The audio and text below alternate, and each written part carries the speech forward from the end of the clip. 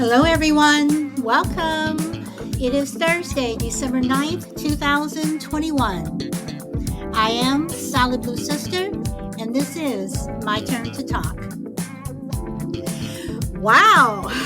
Welcome, Frankie, Shannon, and Revolutionary Bro. You are on time today. What's up, Shannon? You are here early, and I must admit, I was late. What's up, Frankie? Well, I am having a show tomorrow night, so it'll be my first night show. I did change the topic since we've been talking about religion this week. I thought I'd end it with somewhat of religion. And welcome. We've got something to say. All right, so I am going to get started. Today we're going to talk about why is it so unbelievable? Miracles do happen. Not everything can be explained. Why is it so hard to believe the unbelievable? So when you look back at the biblical times, and again, going to the Bible, if you believe that, Jesus commanded Lazarus to rise from the dead, you had Moses departing the Red Sea, so the Israelites can cross. Feeding the 5,000 with 5 loaves of bread and fish. Welcome, GP Man 45. Are those miracles, or is it possible? Jesus walking on water. There's just so many unbelievable things out there that happened during biblical times. Methuselah was supposedly to have lived to be 900. Is that true? Is that not true? I don't know. So again, why do we sometimes find it hard to believe the unbelievable? And what about miracles? Do miracles really happen? Are miracles possible? So, and then are we getting into conspiracy theories? I kind of figured we were going to touch on that a little bit today. So there's and then magic. I mean, there's just so many things out there. So I'm going to open it up. I've said my little spiel, and I am going to invite folks on. So whoever wants to take the mic. And Frankie, I'm still sending one out to you, even though I know you're at work. And GP Man, I know sometimes you're at work, but I'm going to send something out to you. And good as ever, you've never been on my show before. Oh, good as ever's gone. So, all right. So, eeny, meeny, miny, mo, catch a tiger by his toe. Okay, it landed on Shannon. So, Shannon, ladies first. I'd like to thank you for inviting me on your panel. Of course, I love your show. I'm a fan already. I do believe in magic, actually, after this last year, and I do think that impossible is possible. I just think we need to have a lot more people on the good side of right and wrong. And I don't know. So do you believe, but why do you think it's so hard for people to believe the unbelievable if it's hard to be explained? I think because I would call it not ever having known. Nothing good has ever happened in their life or anything close to a miracle. So therefore, it would be hard for someone to think that miracles are possible. I guess it all comes down to faith. And a lot of people have had a lot of hard times and they've lost their faith. That's what I'm assuming. I mean, and that's the word that I knew that I wasn't going to bring it up, but that's the word that I kind of figured would come up today. The word faith. Because when we believe something that we can't figure out, I mean, and miracles and what have you, isn't it just faith? Yes. If they've never had anything extremely like a miracle out of the blue, then people believe what they see, you know? So, I mean, I haven't had any. I'm hoping for a miracle here. I need one. But no results yet. So it's after a while you lose your faith and hope too as well. That's true. This is true. Welcome, Crucible Man. So I'm going to go to Revolutionary Bro. How are you today, sir? Can you hear me? You always say that. Yes, Because there's always a problem with my mic. I got to be sure. Oh, yes, I Um, can hear you, and I'm pretty sure everyone else can hear you too. Solid Blue, let me just say thank you for inviting me to your show, and thank you for always being so kind when I come. But I gotta give props to Miss Shannon Lynn Jordan. I had a podcast last night, and she came on, and from her posture and putting up little posts and whatnot, I'm assuming she had a good time. So thank you, Shannon, for coming. Well, bro, hold on. I just want to tell you that I did not know you had a show last night. If I did, I would have been on, but I went to bed at 10 o'clock. I did not wake up again until 3 o'clock this morning. So I would have been on your show. Oh, So you were asleep. You were asleep. I You were was asleep. asleep. I was knocked out. Okay. So let me answer your question. Say, for instance, Solid Blue sister is 7 years old, right? And Solid Blue sister's mother and father, they buy her a little Kermit the Frog stuffed animal.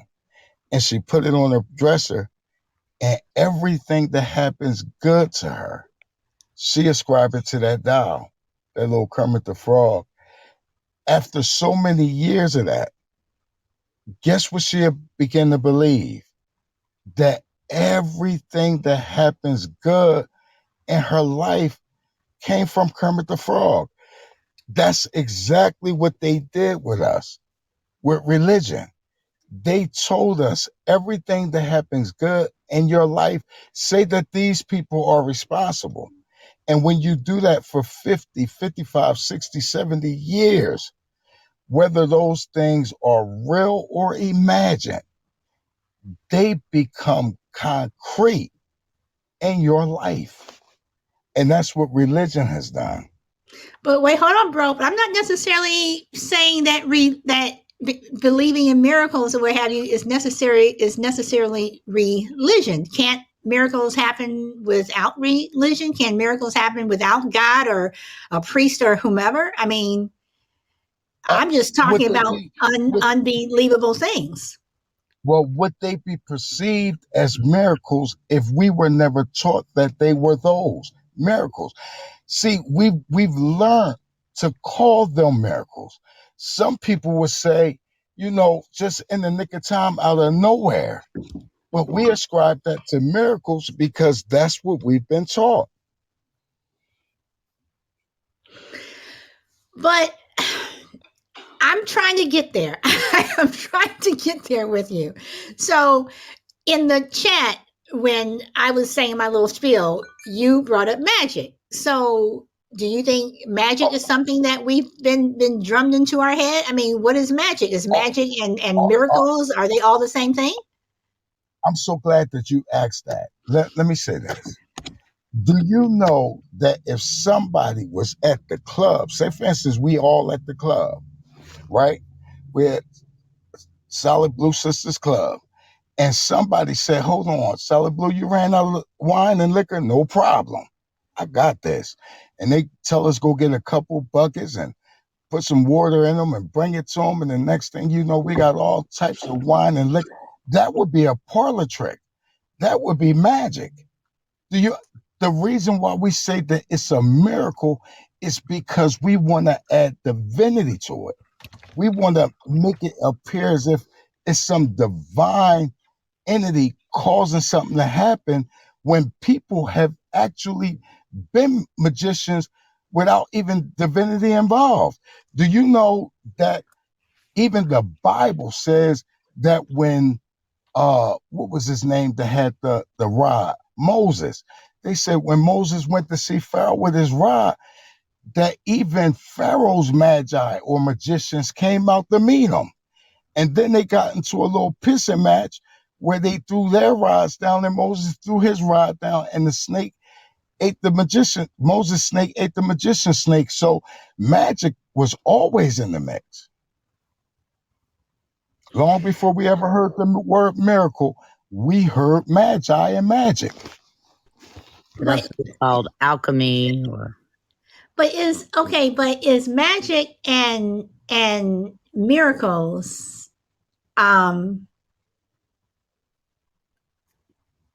could they be the same thing? Are they the same thing? Do you know the word miracle was put in place of the word magic? Understand this. When the dead was raised, when sight was given to the blind and things like that, those were the things that people would generally go and see the magicians for. They would go see the Sufis, the witch doctors, and things, and people like that for things of that nature. Now, all of a sudden, here comes some writers of a book that they want people to believe. And then they say, oh, these are miracles. They tell us refrain from magic, refrain from divination and all those other things. Oh, but by the way, we want you to believe in these miracles that will otherwise be perceived as magic. So this whole week we've been talking about religion in some form, the afterlife, all this stuff, and we've gotten pretty deep. And I'm going to come back to you, bro, because and Shannon, I know you want to say something, but I just want to ask bro this because I never really got a concrete answer.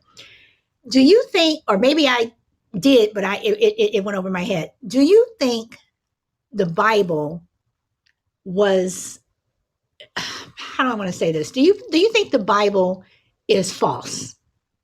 I think it is a tool, and it has been a very helpful as well as useful tool in implementing the type of mind control that was needed in order for people to have a desired effect. And by the way, that's the definition of magic.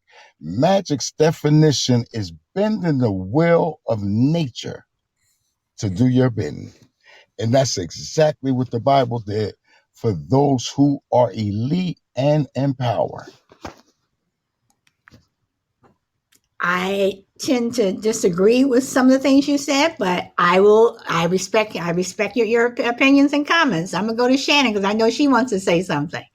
Well, I do agree with this definition of a miracle, because a miracle is a surprising and welcome event that's not explicable by nature or scientific laws, and is therefore considered to be a work of a divine source. So I do believe that. He's very wise, unbelievably wise. You're talking. You're saying bro is wise. Very wise. I mean, it's so insightful. And also, Okay. a miracle is an amazing product or an achievement or an outstanding example of something. But I do believe, like, a mass number, you can have a movement that actually could perform a miracle that looks like magic to help another human being out. But we are all people who we believe what we know and believe we're conditioned to what we're taught. So if you go your whole entire life and everything's just been bad, it's so hard for people to believe in miracles. But there has been in history. People, I've heard of a person was in a car crash, breaking almost every bone in their body, then getting up the next day and they were completely healed. I mean, and this is in the last 2 decades. I mean, so there are some things that you just can't explain that do happen.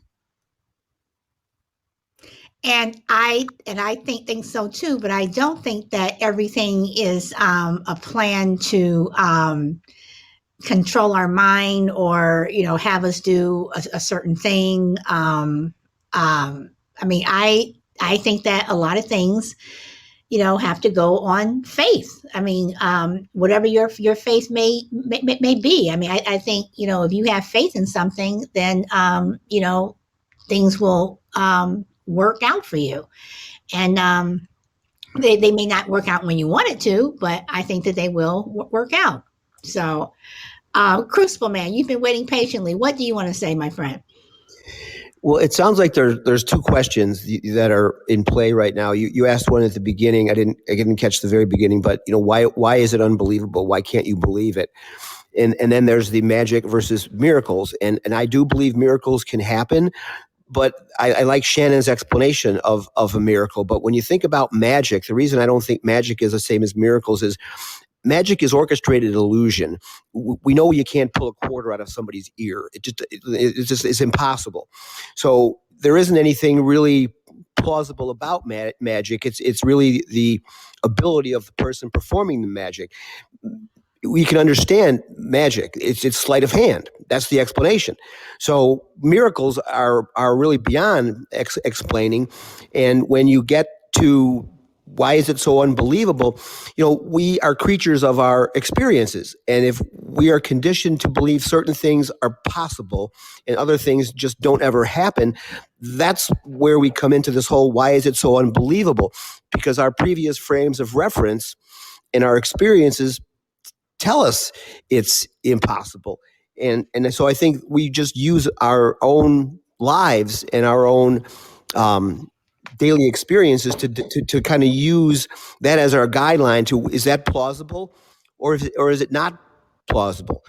So I think it's easy to say, why is it so unbelievable? Because if we haven't experienced it before and our frame of reference doesn't allow us to access that, then I think your conclusion is going to be it's not believable. But I think it's based on our individual experiences as opposed to some ethereal concept.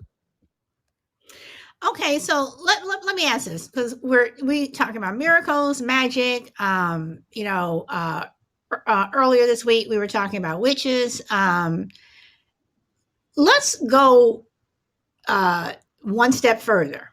So everyone has their opinion of religion, whatever, God, the Bible. So let's throw in voodoo. Do you think voodoo is real? What is it? Is it a type of religion? Is voodoo magic? I mean, what is it, bro? I'll come back to you. I'll circle around to you first. Okay, well, if you look up the definition of voodoo, voodoo is a French word that simply means spirituality. Now let me tell you how voodoo got to be what it's considered today. First and foremost, I think that most are unaware of the millions of people, maybe 1 billion, that died during the spread of the Christian religion, well, the Catholic religion. Do you remember the Crusades? Yes. The Crusades wiped out almost 1/3 of the world because so many people who already existed and had a religion prior to that did not want to accept it. As a matter of fact, the individual that's known as St. Patrick almost destroyed at least half of the population of Ireland, because guess what people in Ireland were doing? They were practicing magic. See, when you say the word pagan, you almost say it with a bitter taste in your mouth, but all it really means is a religion that existed prior to Christianity. Now, to answer your question, I really believe that. What was your question again? Please give it to me again, really quick, because I went on. What do you think? Do you think voodoo is the same Voodoo as is magic? Yes. Go ahead. Okay. What has happened is under voodoo, because most people, the practitioners of voodoo, really just subscribe to what's called the King James Holy Version of the Bible. But there are things in the Bible that shows magic. Who remembers the story of Laban, the uncle, that had a nephew that lived with him that was able to throw divining rods into the ground and changed the colors of the actual sheep and made some of the calves speckled colors? Who read that story? Who read the story of the individual that went down in the river of Jordan 7 times, and when they came up, they were healed of leprosy? Magic I read is that. used. Magic is used all throughout the Bible. All through. As a matter of fact, the Essenes were accusing Jesus of performing the so-called miracles that he performed. They said that he was operating by the power of the devil. So magic has always been here. And the one thing that Christianity wanted to do was they wanted to they gave magic a black eye. They said, don't practice it, stay away from it, don't be clairvoyant, don't be any of the things that would be associated with magic, so they could use the magic for themselves. They stole. Do you know that only the secret societies who say that, oh, we know the truth, some of the truth that they talking about is the use of magic? Have you ever heard of the Golden Dawn? Yes, I The have. Golden, I don't fully understand it, but I have heard of it. the Golden Dawn was put together by Dr. John Dee and a magician that was called the Beast. He was number 666. His name was Aleister Crowley. As a matter of fact, the Beatles knew him. They called him Sergeant Pepper. And for real, I mean, it's magic. So many people respect it and used it. Dr. John Dee, they thought he couldn't die because it was like 9 attempts on his life that would have took anybody out before he ever actually died. So I don't know. Magic is looking more realistic. All right, so let me come back around to we're talking about voodoo, and 100 Yard Alchemist says facts of you ask a voodoo priest or priestess, and spiritual texts are just spell books. You know, when you look at voodoo priests and witches, like, again, the word witch, derives from, wise woman, Wiccan, what have you. I do believe in voodoo. I believe that, I believe some of it. But again, for me, I have to come back to the Bible. And whether or not, it was written by man or whatever, that's just, maybe it was because of how I grew up, but I come back to the Bible. And a lot of things that I do and a lot of the ways that I think are structured in the Bible. So, bro, you bring up a lot of interesting points. Some of them I'm trying to wrap my head around, and some of them are very clear and I can see. Shannon, I'm still thinking about what bro says. So Shannon, I'm going to let you take the mic. Okay. Voodoo is a religion. It's based on ancestral spirits and patron saints. And the origin of voodoo started in Haiti.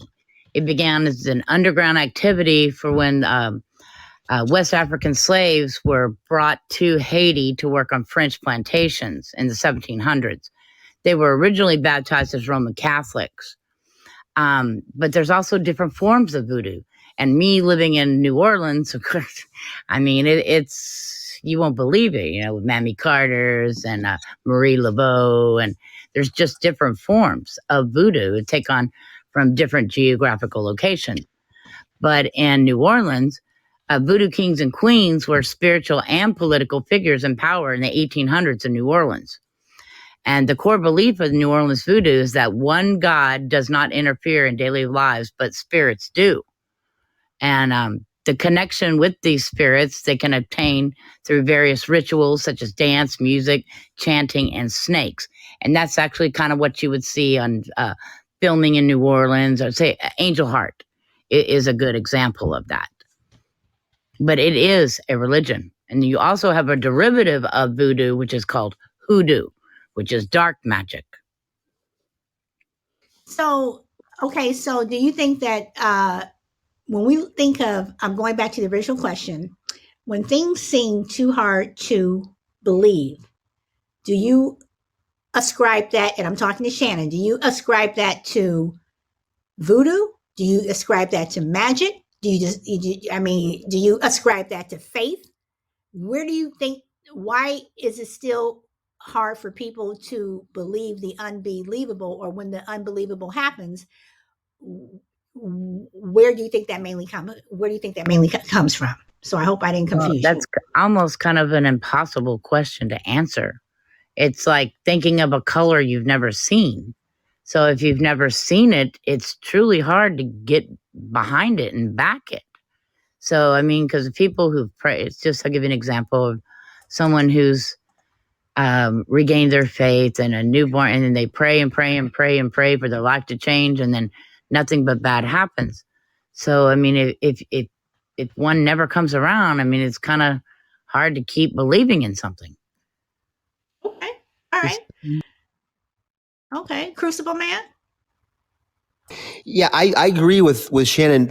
You know, voodoo is an actual religion, but I think, you know, to your point about, you know, what we choose to believe or not believe, you know, it is about faith. But I go back to what I said earlier. You know, it's based on our individual experiences, and that is what kind of, if we choose to believe something, we're going to find a way to make it fit into our narrative. We're just going to find a way, whether we ascribe it to religion or faith or serendipity, whatever the explanation is. If we want to believe that badly enough, we will find a way to rationalize it and justify that particular belief. But, you know, you get into religion and you get into faith, it's an individual choice.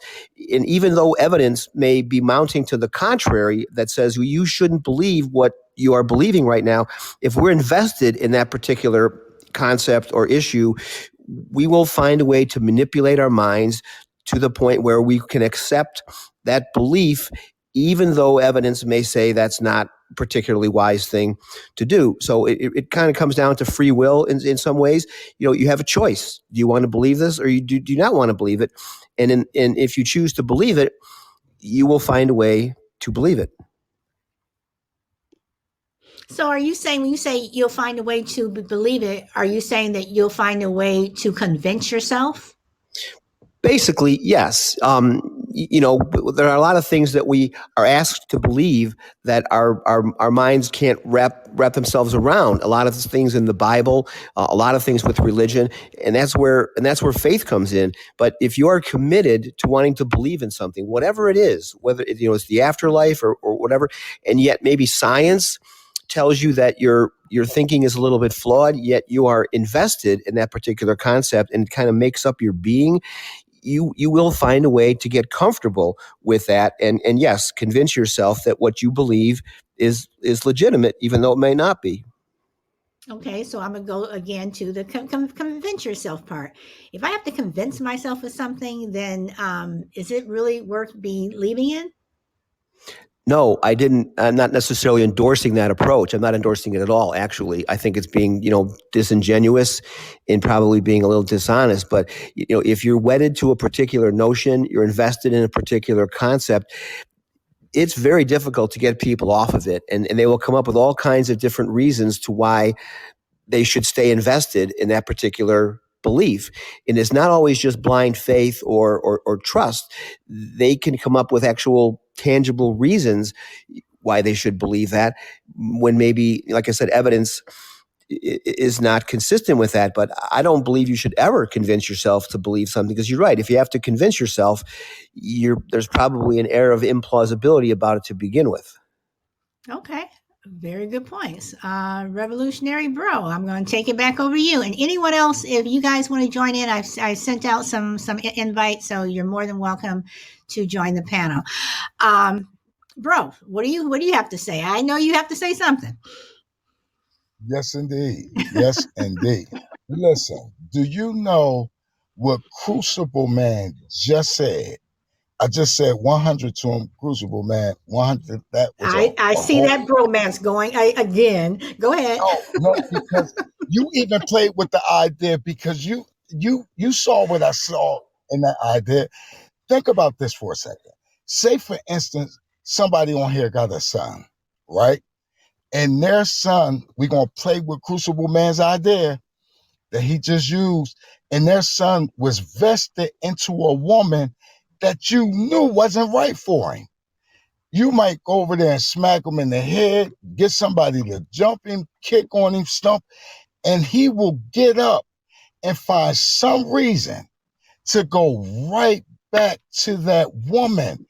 Because what we don't understand is, just like we believe in what we believe in, he is vested and believes in her as well.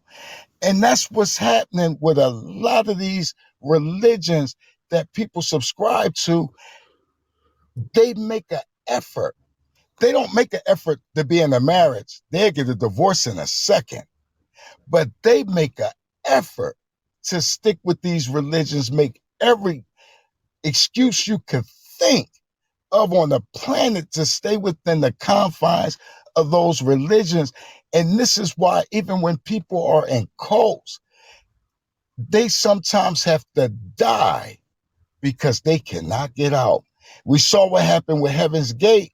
Those people took the drink and they laid down and they died in their beds. We saw what happened in Guyana with Jim Jones. We saw what happened in Waco, Texas with David Koresh. People are dying for beliefs that they can't even verify. That's a psychosis. So why do you think that? Why do you think that is? Why do you think that people are attracted to those type of people or those type of beliefs? Or I'm even going to go as far as in saying the word propaganda. Why do you think some people are just attracted to that? Because people have been psychologically conditioned to be in the position or the condition that whoever is overseeing this world and how it moves, they're doing exactly what they want them to do. Do you know they'll take a mice, right? A little mouse, and they are putting in a box, and every time he try to get out, they are hitting with some little shock voltage. Do you know what that mouse will become? He will become a volunteer victim to the point where he won't even try to get out no more. He'll just accept his situation and sit there. And I think that's what a lot of us have done, because every time we go through something, people say, well, religion is the way. Religion. We join Islam, we join Judaism, we join Christianity. And we believe, we want to believe. It ain't that we believe, it's that we want to believe that those are the only ways out. So just like medicine that don't work, that have a placebo effect, we just keep taking the medication over and over, hoping that it'll have a different result every time we subscribe to it. And you know that is the law of insanity. When you keep doing the same thing and just hope for a different result, and we never get out. It's a crime. Bro, can I ask you a personal question? If you don't want to answer What's it, that? you don't have to. How old are you? I'm 55. Okay, it's just me being nosy. Thank you. So going by what Bro just said, um, I forgot my question. I forgot my question. I'm sorry. I'll have to think about what I was about to You say. did it to me earlier. You did it to me earlier. I can't think of what I was about to say. You just said ascribing. Oh, I'm sorry. I mean, there's just so much going on in this show.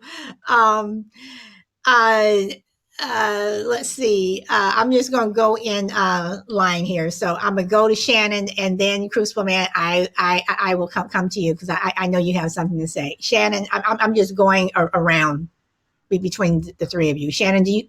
Oh, Shannon doesn't have anything to say. Okay, Crucible Man, go ahead.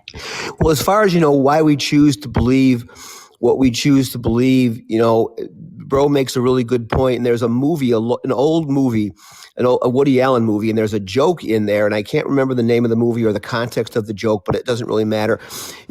Woody Allen has a brother, and he believes he's a chicken. And the family is going around and around about what they should do about it because he's obviously not right in the head. And they finally come to the conclusion. They say, well, why can't we just tell him that he's not a chicken? And somebody pipes up and says, well, we need the eggs. And so, what that means is basically, we're seeing evidence. We know something is not true, but we've been so used to nourishing ourselves on it. We've become so dependent on it that we need the eggs. Even You went out there, Crucible Man. You said we need the eggs, and then you went out. Okay, maybe he got a phone call. Shannon, I'm going to you. Do you have anything that you'd like to say? Can you hear me? Yeah. Okay. I agree with Revolutionary Bro 100%. But I do know that believing and faith are not the same.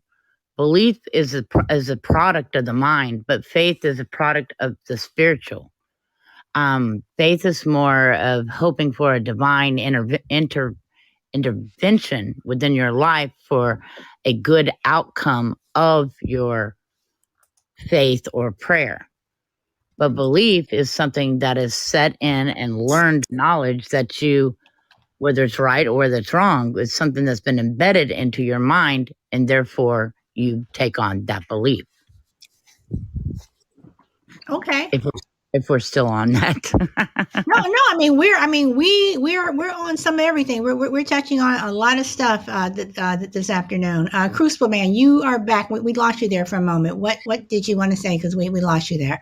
Yeah, sorry, my phone rang. Yeah, I was pretty much wrapped up there, but like I said, we need certain things from certain beliefs, and to Bro's point about being invested in things, we've come to depend on them. We've come to rely on them. They're things that we lean on, and that I thought that joke was very appropriate. We're not going to upset the reality here because we need what we're getting from that false belief. We've become used to nourishing ourselves on it, and we can't imagine ourselves without it. So I think that's part of what we decide to believe and not to believe. How important is it in our daily existence that we continue to believe that? And if we decide to go away from that belief, now what do? We've got a whole new set of reality we've got to contend with, and maybe we don't or can't contend with it. Okay. Bro? All right, we all have some knowledge of the street. Let's look at a junkie, a crackhead, or a heroin addict, or a meth addict. At some point, a drug like heroin, right, it has a physical effect, and the people who are taking the heroin, if they don't get it, they're hurt. They're physically hurt, and they will need it for the pain to stop. And since I compare the church to a spiritual hospital, a lot of people that end up in some of these churches and synagogues and mosques, they are hurting. And what that religion does is it alleviate some of the pain, even if nothing happened. It just alleviate a little bit of the struggle. And what happens is, just like those addicts, every time they are in pain, they go right back to get them another fix of whatever that religion is. And what's happening is really, it's just a fix. Say, for instance, you go to church in the morning and your lights was cut off. You might go in there and get up, jump up and down and do backflips and everything.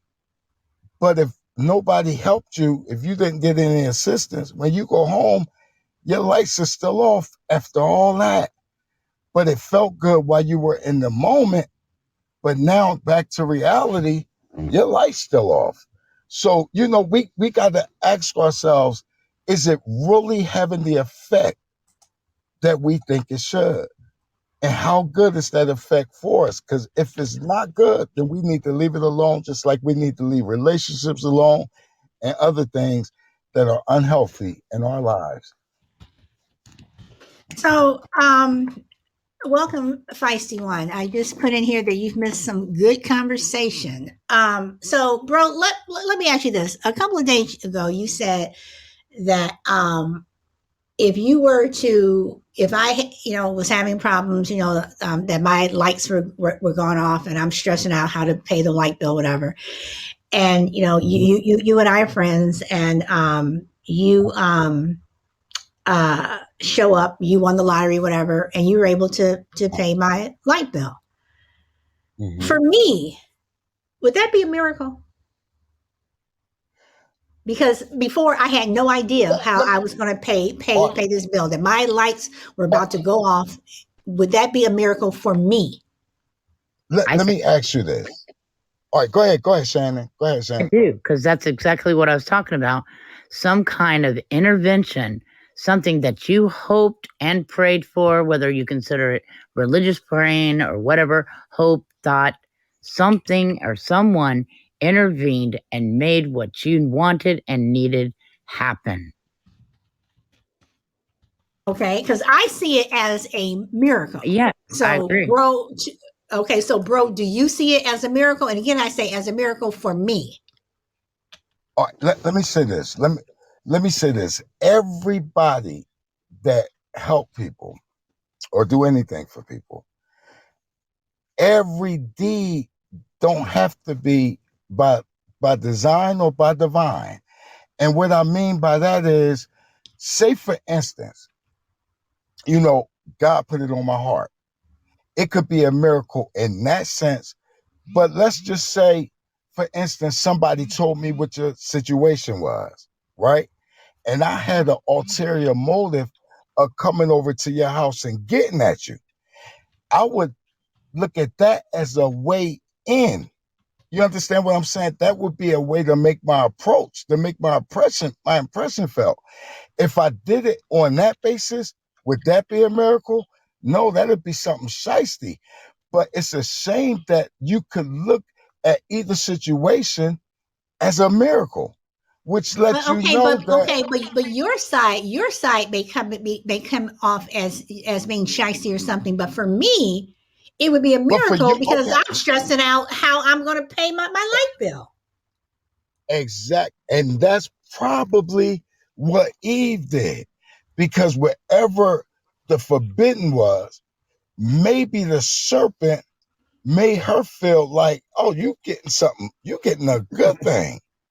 And she partook of what she thought was a good thing, but it was really bad because the serpent had an ulterior motive that wasn't correct. It wasn't good. So a lot of times I feel like if I'm struggling and I got to feed my children, if somebody came to me and put a 9 in my hand and said, let's go hit this bank right here, I don't think I could see that as a miracle, but it would be a tool that I need to get the desired effect that I want. And that's the ability to feed my children. So, it depends on how we look at it. Well, no, but because I disagree with your analogy there, because wouldn't a I mean, if someone is trying to encourage you to rob a bank and you have to feed your kids, I don't see that as a miracle, because I think miracles are something that are positive. I don't think a miracle would be something that you can consider a miracle, something that is negative. All right. Do you know that the miracle of Jesus rising on the third day, right? To the disciples, that was a miracle. But to the people that were in charge, that was a nightmare, because Jesus proved the point that they killed him to block, because they said he talking nonsense. So if we take him out, we can prove he's wrong. So when he came back on the third day, it was like, whoa, oh, he really was telling the truth. So now he could get a multitude that they can't, because he made them look bad. That was a nightmare for them, but a miracle to his disciples. So it depends on what end of the spectrum that you're in, whether it's a miracle or a nightmare. All right, bro, I'm going to come back to that, but I know Shannon's been waiting patiently, and she's been wanting to say something. So Shannon, you have the mic. I just believe that there's a light and dark side to just about everything. So, but I do agree with Solid Blue that a miracle is really always based on a positive action or event. It's the fruition of your hope and what you're wanting to happen. So, and usually it's always a person who wants a miracle is someone who's in need. And I do believe that miracles are not only divine, but humans can make miracles happen for.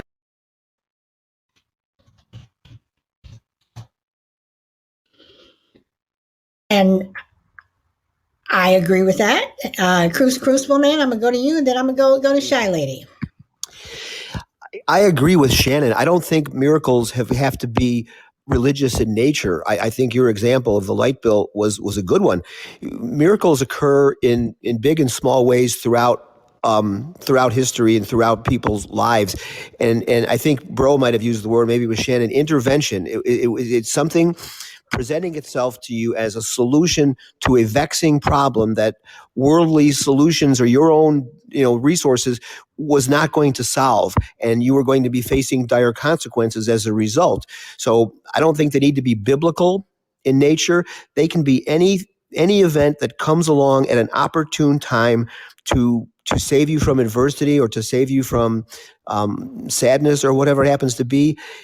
They come in all shapes and sizes, and they don't have to be water into wine and fish and loaves.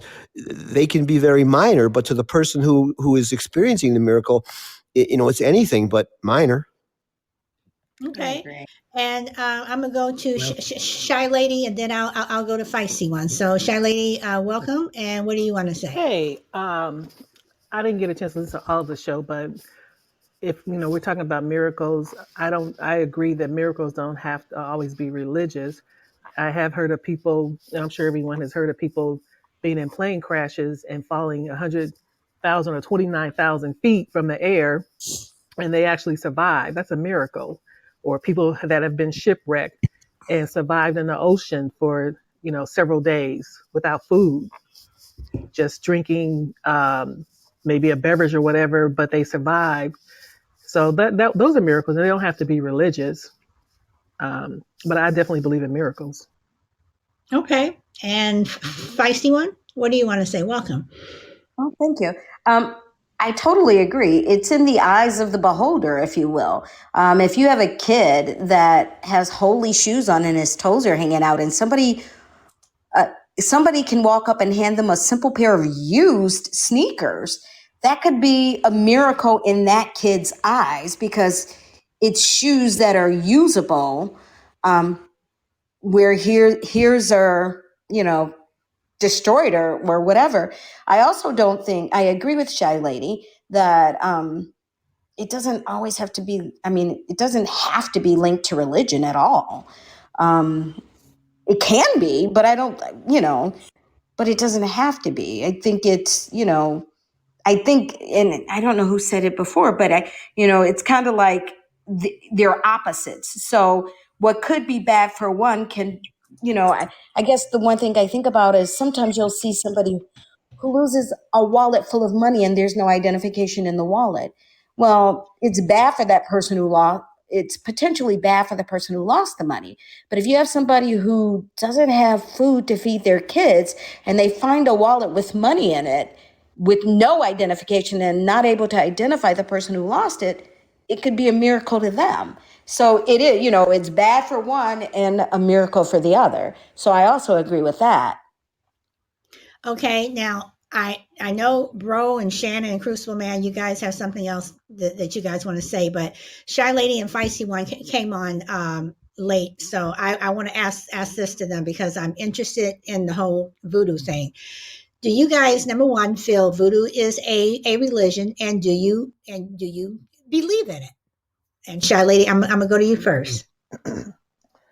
I live in Texas, so I know there are several people from New Orleans and parts of Louisiana that live near me. And a lot of them do believe in voodoo. I personally don't believe in it. I just don't. I don't believe in it. I do believe that. Do you believe it is a religion? Oh, yeah, there are people that practice it.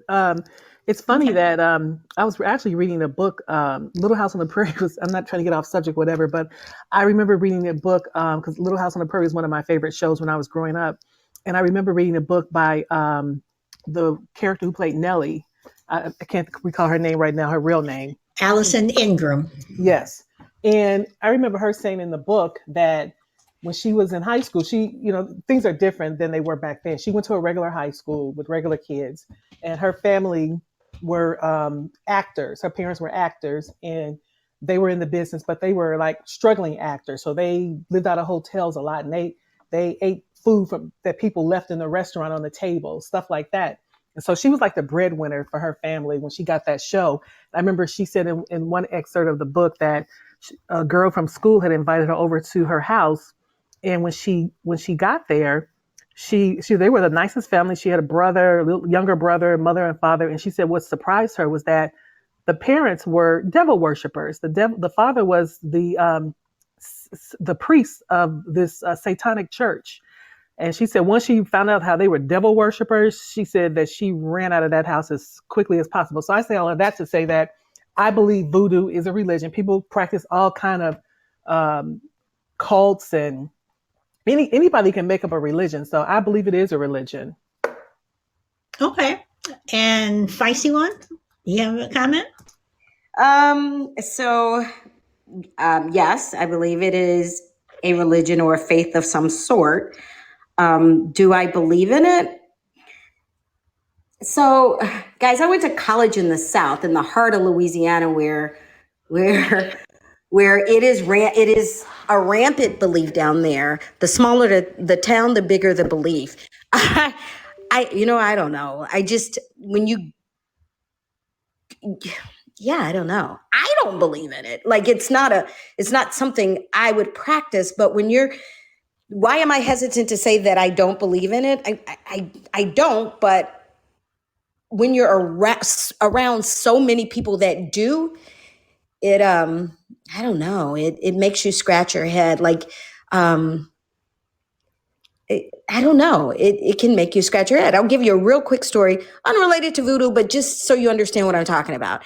When I was in college, I went home with a friend, in a very small town, and we got into a discussion about religion, and the mother said something, and I don't even remember the course of the conversation other than that it was a religious-based conversation. And I said, DEVIL. We all know what that word is, right? And it's weird. This is how paranoid I get now. As an adult woman, I just spelled that word for you. So I said it verbally then, and the entire family freaked out. and said, don't you ever say that word. Do you know when you say that word, you never say DEVIL, you say the adversary. Because when you say that word, you're drawing his attention to you. And I'm like, wait, what? And they're like, never say that word. Never say DEVIL. You'll just say, whenever you're referring to that, say the adversary. Because it's like if you say my name and I turn to look to see what you want, if I say like Solid Blue Sister, she's going to turn her head to see what I want. Well, don't use me as an example after you spell the word. No, I'm just saying. So I'm only using that as an example. Like, for as crazy as that is, I today have a hard time saying the word without spelling it because of because of, I'm going to say, paranoid people around me. And so do I believe in voodoo? No, like nothing I would practice, but they believe, and that belief is so strong that it's like, what the hell? So I don't know. Like, no, I don't believe, but it makes me uncomfortable. Okay, wait. So you're saying that voodoo makes you uncomfortable? Oh yeah, yeah. Okay, so I'm going to come to Shannon because Shannon Thank is you. from New New Orleans. Orleans. So yeah, Yep. so I'm going to let her comment on what you just said. Go ahead, Shannon. Please don't take this personal, but I totally, wholeheartedly disagree with everything she just said. Voodoo is a religion, and it was basically, like I said, it came from Haiti, and it changed its forms as far as when it came to New Orleans. Voodoo was impoverished, poor people who believed in this, and the word voodoo actually means spirit or deity. And in today's New Orleans voodoo, they practice with symbolism and put magic powers into certain inanimate objects, such as gree dolls, patients, talismans, and they're found in stores. Of course, you've heard of Marie Laveau's and all that stuff. But voodoo practices, they include reading, spiritual baths, prayer, and personal ceremony. It's used to cure anxiety, addictions, feeling people who are depressed, with loneliness, and to help the poor who are impoverished and don't have enough money to feed their families. So it is actually used in their minds as a good source, loving source, within their own community and families. It has nothing to do with the devil whatsoever. All right, so Shannon, before I go to Shy Lady, I just want to understand, do you disagree with just Feisty One, or you also disagree with what Shy Lady said? No, I'm disagreeing with Feisty One. Okay, all right, I'm Feisty not One. being mean, honey. That's just my, that's what I know. Because I live here. She knows that you aren't being mean or Okay, I hope not. I'm sure she's a wonderful person, but it is not associated with the devil whatsoever at all. I did. So I think I wasn't clear. I'm not saying, I gave that devil example as validation of how you cannot believe something. I don't practice voodoo. That's not who I am. I am a Christian. But I'm saying, so when you ask me, do I believe in it? So for starters, the first piece is, yes, I agree with you. Voodoo is a religion. What I said was, it's not a religion I practice. And I said, why am I struggling to answer whether I believe in it or not? And so I gave that devil example. You just said it. I know. I gave that as an example of not saying it's associated with voodoo, but gave that as an example to say sometimes when you're around people who believe something, and it's not about whether you believe it or not, it's when you're around so many people that do believe something, it can make an impact on you. And I use that DIVIL as an example of what I meant, not saying hoodoo is associated with DIVIL. I was only using that as an analogy. Hoodoo is different than voodoo. And hoodoo is, New Orleans is its home. It's a dark version of voodoo. So like with any religion, there's good and bad factions. So, to tell you the truth, I can tell you from experience, and some members of my own family are complete holy rollers. Like take 3 steps and let's say hallelujah. And if you don't sit here and pray with me, you're a sinner. You're a sinner just for living in New Orleans around all those homosexuals. And it's like, he is the biggest bigot I've ever known in my life. He is one of the meanest people I have ever known, and he uses religion to validate himself and thinks he's a good person just because he's a believer in God. And Agree with that. he uses it as a tool to vilify other people with his own judgments and beliefs and his stupidity. So, I mean, there's good and bad in every religion, and there could be good miracles, there could be bad, as I'm just saying, it is all how you perceive it and how you act upon it. Okay, I'm going to go to Shy Lady because she's been waiting patiently. Shy Lady, what did you want to say? Is Shy Lady you there? I think she left. Oh, did she leave? Okay, I'm so busy paying attention to everybody. All right, so I'm going to go to Bro because I know Bro has been. I know you want to say something, so Bro, thank you for being very patient. Thank you for being patient. That's no problem. First and foremost, I let me just say big up to Stevie Wonder because he had a song called Superstition. And he said in that song, and I quote, "When you believe in things that you don't understand, then you suffer. Superstition ain't the way." And a lot of religion is superstition. Let me just say this. A lot of people have been down playing voodoo, but there's a little known man by the name of Toussaint Overture who had the most savvy army that he can.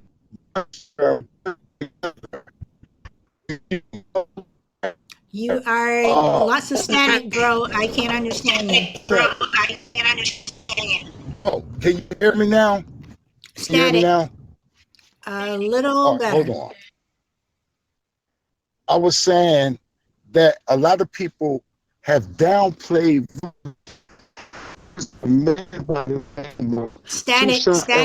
Static, Bro. Again? Static. Yep. Do me a favor. Silence my mic and bring it back.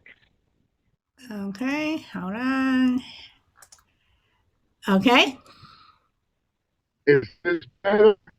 Static. You might want to go out and come back in. Okay, that's what I'll do. All right. So while we're waiting for Bro, Crucible, I'm gonna come to you. Bro just made a really interesting point, and I was starting to type something in the chat box, but I'll just say it. That quote from the Stevie Wonder song, "When you believe in something that you don't understand, you suffer." Superstition. What's the difference between superstition and faith? Believing in something you don't understand, I thought was called faith. Is faith and superstition the same thing? I mean, you're believing in something that you don't understand, but superstition would seem to imply taking measures to either prevent or ward off, bad things. Faith would seem to be a more positive mindset, but I thought when you believe in things you don't understand, it's called faith, not superstition. And maybe I'm splitting hairs here, but I'd be curious to hear if anybody thinks there's a difference between superstition and faith. Bro, I'm gonna come back to you since you came back and Crucible Man makes a good point or ask a good question. Bro, you on? Yes, I'm on. Can you hear me better now? Much better. Okay. Well, let me just say this. When you talk about Static. religion, You're coming in and out again. Did you change location? Can you hear me? All right, can you hear me better now, or can you not hear me? I can hear you better now, but you come in and out. So okay, I don't know if you changed locations or what. Okay, because I was driving. Let me just say this. All right, as long as you can hear me. Do you know that I worked with a voodoo practitioner, and I believe that he made at least 2 to 3 times what our salary was. Do you know why?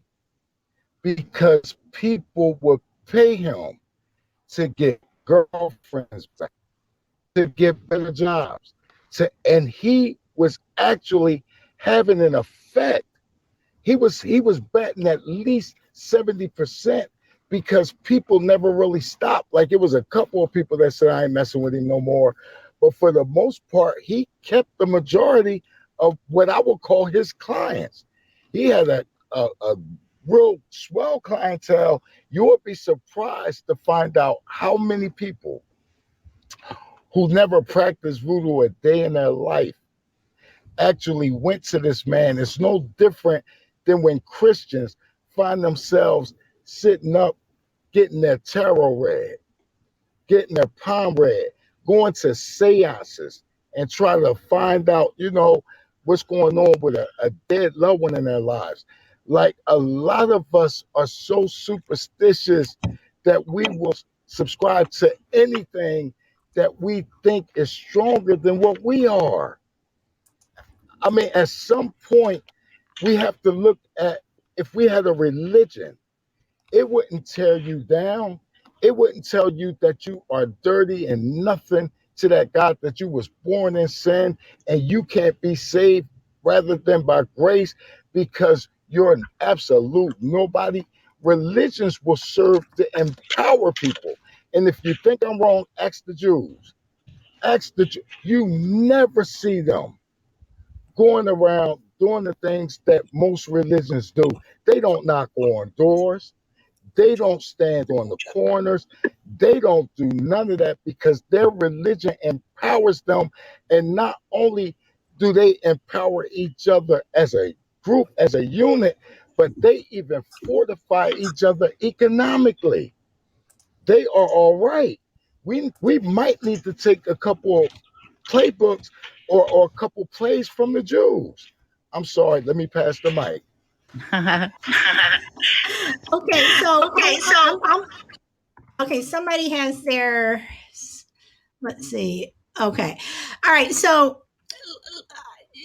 bro, every time you come on my show, I swear you just make me have to wrap my head around what you are saying. So, are you saying, well, you know what? I'm not going to say, are you saying, let me ask you this. Do you think that the Jewish religion is the more perfect religion as opposed to any other religion out there? I'm not going to say that it's perfect because if it was perfect, I would ascribe to it. I don't ascribe to any religion, but I will say that they have a better construct. Do you know that for the Jews, the synagogue is a one-stop? If wherever you need, you don't have to go to nobody but them. If you need a job, go to them. You're looking for a home, go to them. Anything, any type of assistance you need, they have it there. You need a doctor, we got it. You need a shoemaker, we got it. You need a meat cleaver, we got it. And they fortify whole communities based on how their religious organization and structure is.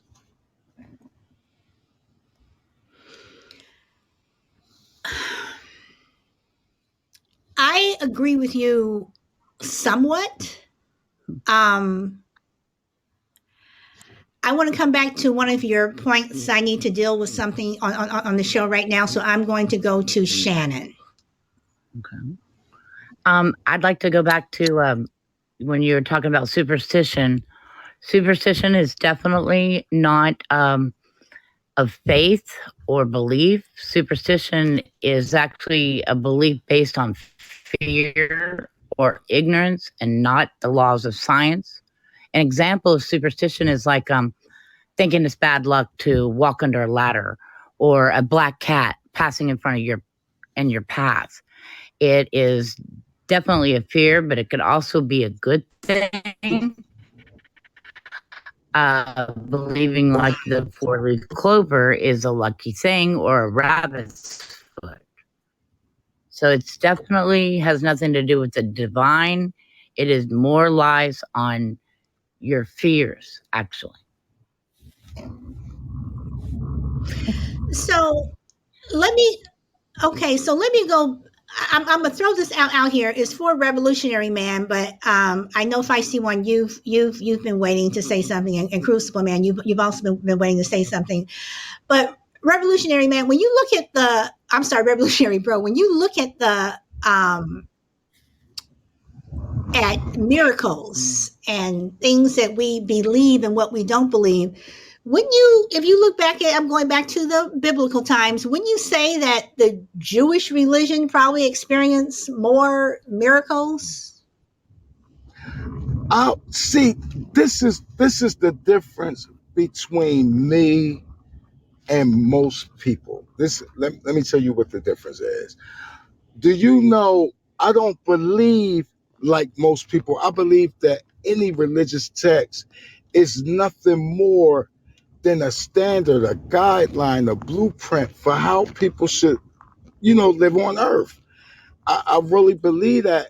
I don't believe that these stories are actual literal stories. As a matter of fact, most people who take religion to its fundamentalist place, they get very little respect.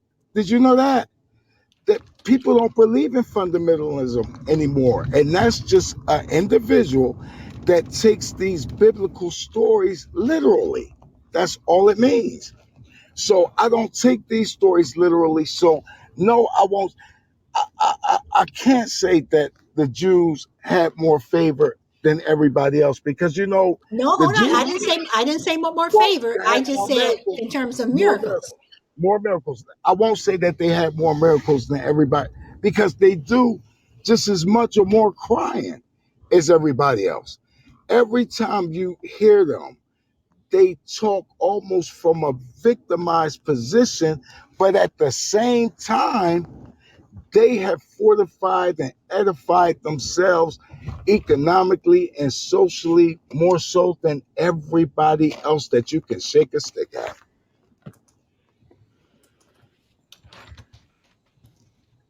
Again, I'm okay, this whole week, bro, you have just given me things that I am seriously you have made me think about things. I am speechless and I'm rarely speechless. So I'm going to go to Crucible Man and then I'll go to Feisty One. But you have made me speechless today. I don't mean to interrupt, but Solid Blue, you got a troll on here, and please block him. He's spreading. I did. Yeah. Yeah, I Okay. thought the explanation that Shannon gave about superstition versus faith was a good one, but I'm starting to repeat myself. Or I cannot keep up with Bro to save my life. I'm not even going to try. But I would go back to the miracles comment that I made earlier, or somebody else made. We witness miracles on a regular basis, and they come in all kinds of small ways, and anything that good happens to you, I think, that you couldn't control yourself, that saves you from a difficult situation, is a miracle.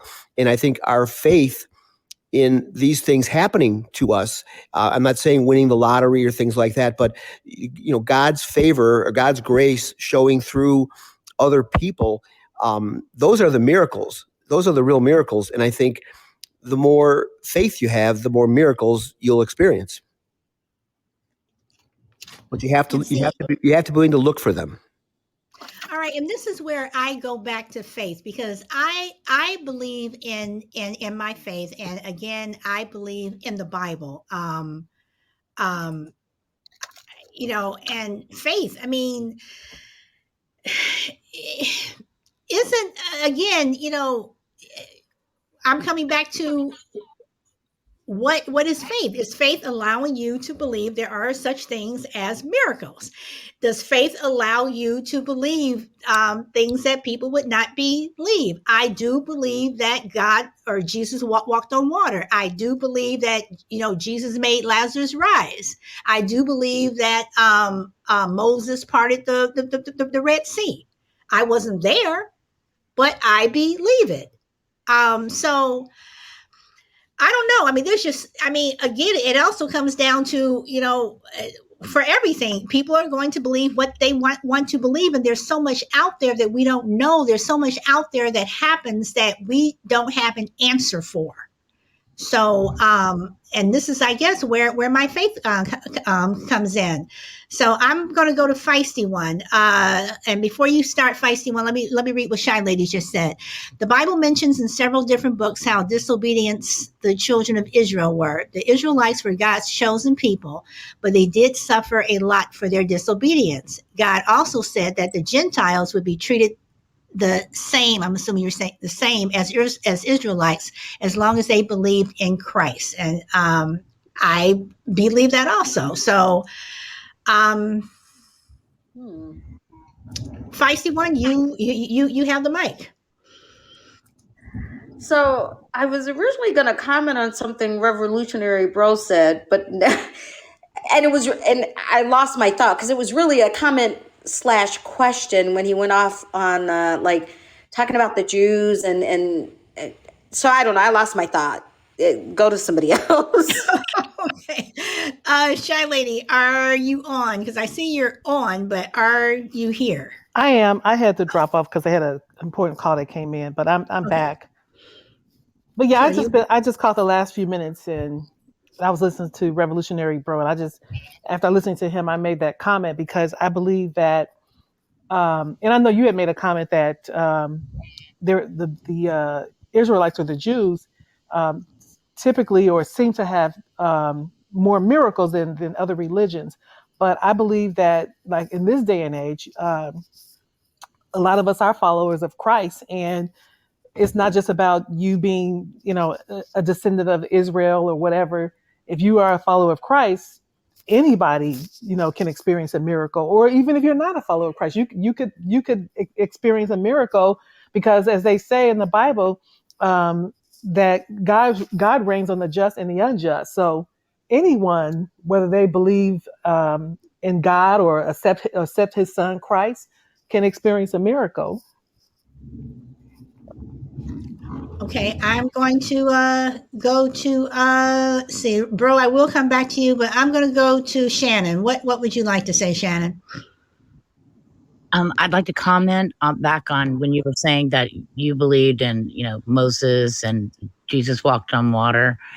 It is amazing. The older I get and the more I research and study, that science and religion, as far as they seem to decades ago, got further and further apart. But the more of each one that you study, how science and religion really comes back together.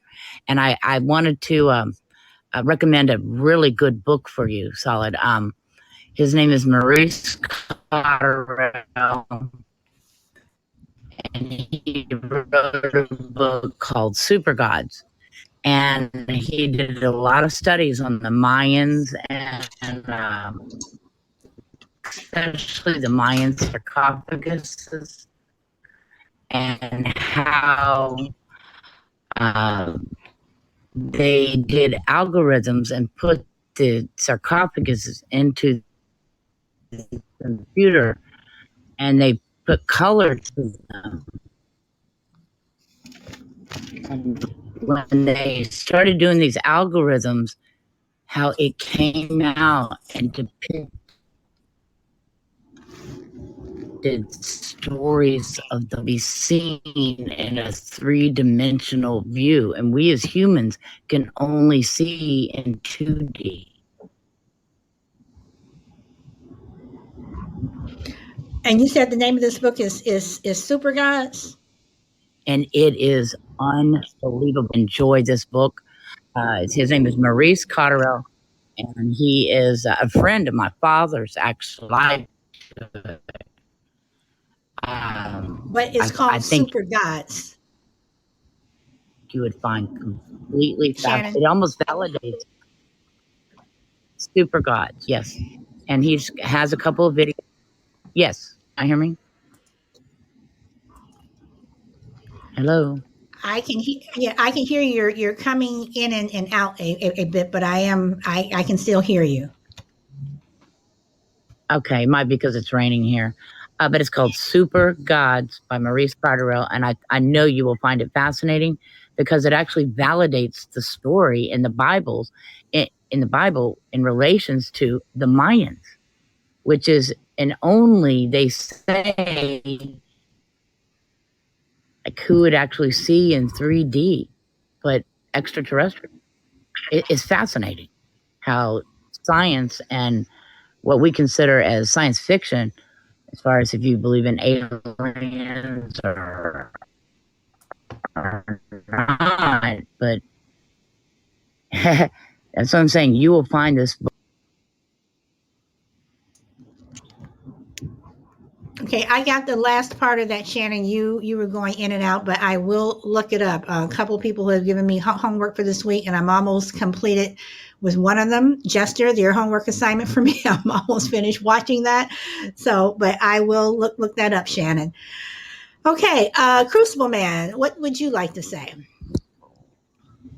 I am also speechless. Solid Blue, which is a rare occasion. I am very impressed with the roster of participants that that show up for your show every day. It makes me think. It makes me think after the show, which is really something that's quite unique. And I don't understand. I don't relate to how all of you became so learned and so smart in some of these areas, but listening to you, it is absolutely spellbinding, and I appreciate the opportunity to participate. And anything else I say at this point, I'm just going to be repeating myself. So I'm going to sit back and enjoy the show. All right. Okay, and Crucible Man, for you to be speechless, that alone is a miracle. So, a boom, boom. So, all right, you guys, this whole week, and tomorrow I'm doing my first evening show. I know it's going to be a different group, but I am wrapping it up with. We've been talking about religion and afterlife and everything this whole week. It was not meant to be like that. That just happened to be the topics that I did. And I realized that I'm actually talking about religion. Hope you guys can, jump on. It'll be 8:00 Pacific Standard Time tomorrow. But I agree with Crucible Man.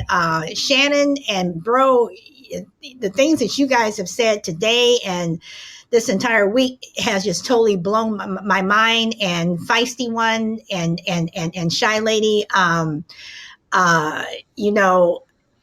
things that you guys have said, even though for Feisty One and Shy Lady, I've known you guys for years and years and grew up with Feisty One, but this has just been a really good show. This has been just, again, the stuff that you guys have said. I'm just literally going back to research some of this stuff because I still have my faith. I still believe in God. I'm not a Bible thumper or anything like that, but I still am rooted in the Bible. So that's something that is, for me, I know is not going to change, but I respect and I look forward to researching some of the other things that you guys have talked about. So having said that, my show is usually supposed to be an hour, but as you guys know, we always go over. So I'm going to go around the room, starting off with, I'll start with Feisty One. What would you like to say? Last words. I'm sorry I missed the beginning of this. That's because you were late. I know. But very interesting commentary in all directions. Sometimes it's a little challenging to keep up, but good stuff. Thanks. It is. Mm-hmm. It is. And Jester says faith is a great thing to have. And Crazy Lady said something also earlier that I wanted to say. Okay, where is it? I have to scroll up some more. I can't find it. I know I'll probably find it on my going out music.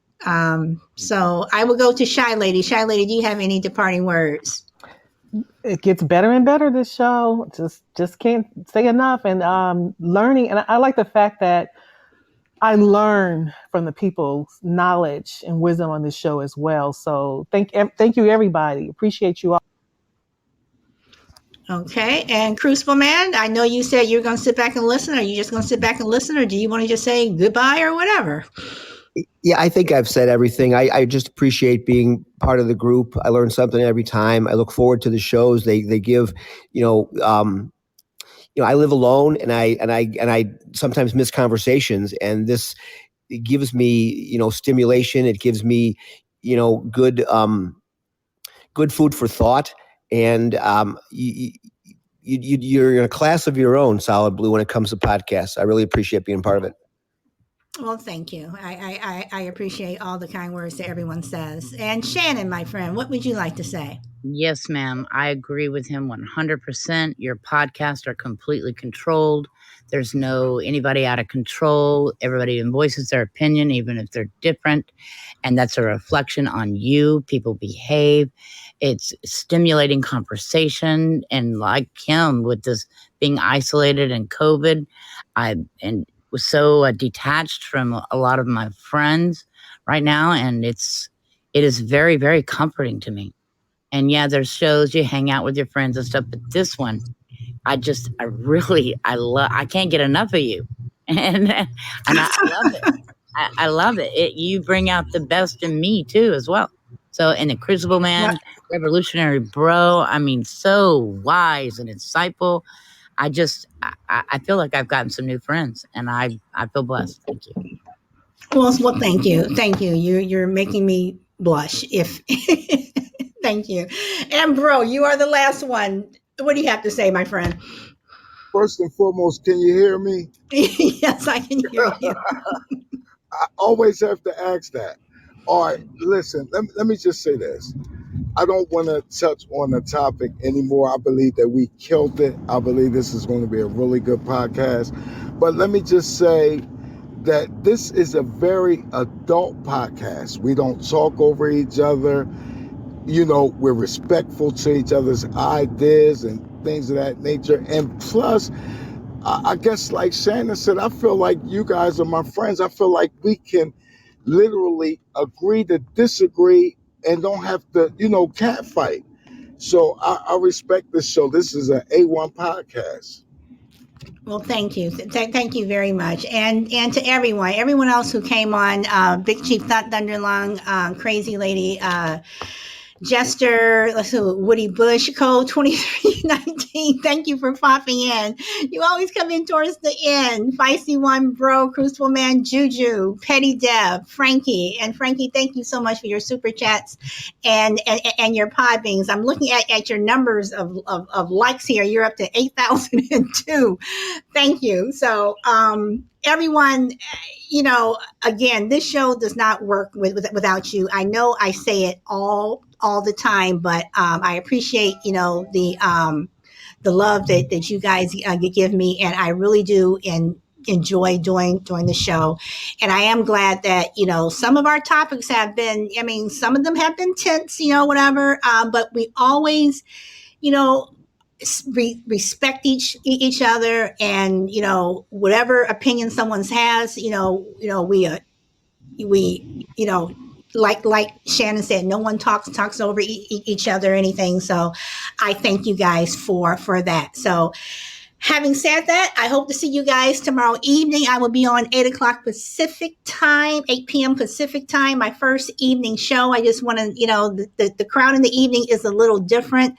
So, again, that's it. Speak your truth. I'm Solid Blue Sister. This is my turn to talk, and I hope to see you tomorrow night. Bye. Solid Blue Sister. Yes. Let me say big ups to Jester. He's still here. Jester is still here. I will send him an invite if he wants to come on and say something really quick. Jester, you want to pop in and say something to bro?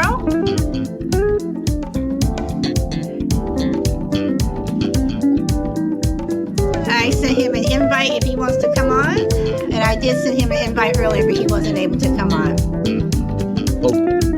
So, but everyone, thank you. I'm looking for Crazy Lady's comment here because she has said something I wanted to comment on.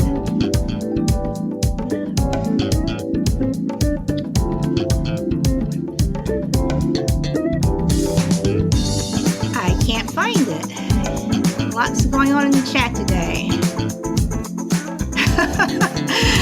I will be on Michael Steele. I was going to jump on his show last night, but like I said, I went to bed around 9:30, 10 o'clock last night, and I didn't wake up until 3 o'clock this morning. I was tired, so I pop in on different shows to hear what people have to say. So